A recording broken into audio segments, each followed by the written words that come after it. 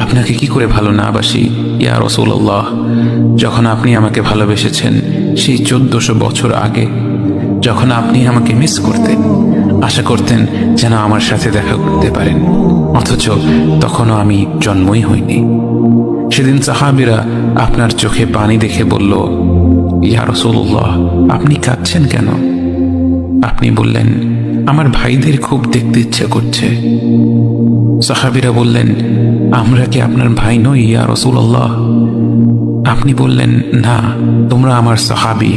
আমার ভাই হলো তারা যারা আমার পরে আসবে এবং আমাকে কখনো না দেখেও তারা আমাকে বিশ্বাস করবে। মৃত্যু শয্যায় শুয়ে আপনার অন্তরে এই চিন্তা ছিল যে আমাদের পরিণতি কি হবে। উম্মতি উম্মতি বলতে বলতে আপনি আপনার রবের নিকট ফিরে গিয়েছেন।